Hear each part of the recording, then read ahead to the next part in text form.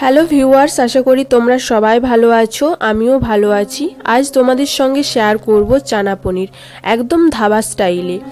তো চলো শুরু করা যাক এই চানা পনিরের রেসিপি। চানা পনিরের জন্য আমি 250 গ্রামের মতো কাবলি ছোলা আগে থেকে ভিজিয়ে নিয়েছি, আর তার সঙ্গে কয়েকটা খোসা ছাড়ানো আলু, গোটা লং, এলাচ, দারচিনি আর একটা কাপড়ের টুকরোর মধ্যে কিছুটা চা পাতা বেঁধে নিয়েছি। এরপর স্বাদ মতো লবণ দিয়ে জল দিয়ে সেদ্ধ করে নিয়েছি। কয়েকটা সিটি মেরে নামিয়ে নেওয়ার পর হালকা ঠান্ডা হয়ে যাওয়ার পর ওই আলুগুলোকে অন্য একটি জায়গায় তুলে নিয়ে ম্যাশ করে নেব। একদমই হালকা ম্যাশ করতে হবে, একদমই ঘেটে দেওয়া চলবে না। আর এই আলুগুলোকে দিলে না চানা পনিরের মধ্যে একটু গ্রেভিটা ভালো হয়। তো চানা পনিরের জন্য আমি আগে থেকেই পেঁয়াজ, রসুন, লঙ্কা, টমেটো বেটে নিয়েছি। আর আলুটা ভালো করে ম্যাশ করা হয়ে গেছে। এরপর আমি চানা পনিরটা বানিয়ে নেব।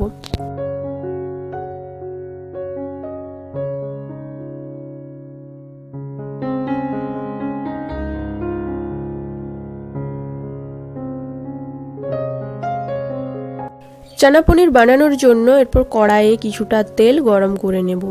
তেল প্রায় গরম হয়ে আসলে গোটা জিরে, শুকনো লঙ্কা, তেজপাতা ফোড়ন দিয়ে দেব। ফোড়ন পুরোপুরিভাবে লাল হয়ে আসলে বেটে রাখা পেঁয়াজ, রসুন, লঙ্কা, টমেটো দিয়ে কিছুক্ষণের জন্য ভেজে নেব।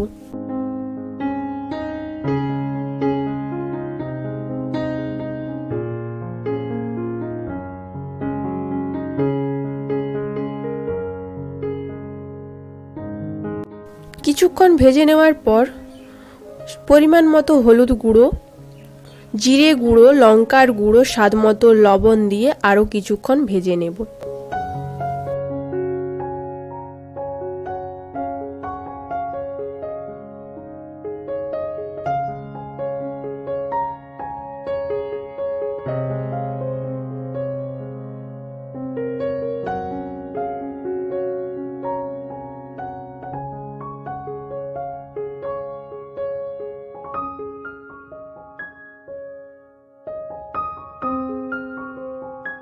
আর তার সঙ্গে কিছুটা স্বাদ মেনটেন করার জন্য চিনি দিয়ে দেব।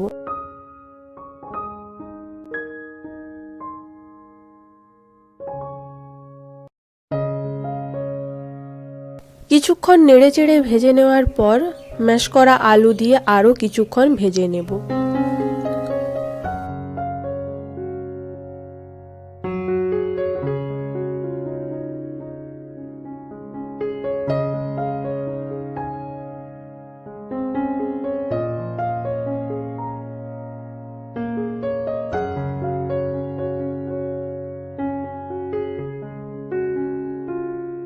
কিছুক্ষণ মশলা আলু সহ ভেজে নিয়েছি।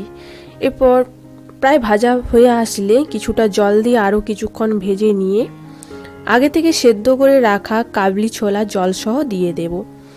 আর ওই সেদ্ধ করার সময় যে চা পাতা আর লং, এলাচ, দারচিনি দেওয়া হয়েছিল ওগুলো ফেলে দিতে হবে। সেদ্ধ করা জলটা একদমই ফেলা চলবে না, ওই জলটা দিয়ে ভালো করে কষিয়ে নিতে হবে।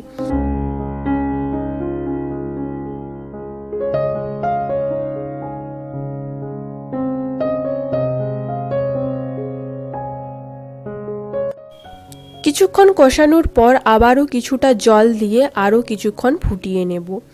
পুরোপুরিভাবে চানা পনির রেডি হয়ে আসলে ধনে পাতা ছড়িয়ে আরও কিছুক্ষণ নেড়েচেড়ে ফুটিয়ে নেব। পর নামানোর আগে পনিরগুলোকে ভেজে নিয়েছি আমি আগেই, তোমাদের সঙ্গে শেয়ার করা হয়নি। পনিরগুলো আমি আগে থেকে লবণ জলের মধ্যে চুবিয়ে রেখেছিলাম, জল থেকে তুলে নিয়ে সাদা তেলে ভেজে নিয়েছি। আর ওটাই আমি এখন চানা পনিরের মধ্যে ছড়িয়ে দেব। চানার সঙ্গে পনিরটা দিয়ে কিছুক্ষণ নেড়ে চেড়ে একটু ফুটিয়ে নামিয়ে নিলেই রেডি আজকের এই চানা পনিরের রেসিপি। তো তোমাদের এই ধাবা স্টাইল চানা পনির কেমন লাগলো কমেন্ট করে জানাও। ভালো লাগলে আমাদের চ্যানেলটিকে সাবস্ক্রাইব করে দিও নতুন নতুন রেসিপি মিনি ব্লগের জন্য।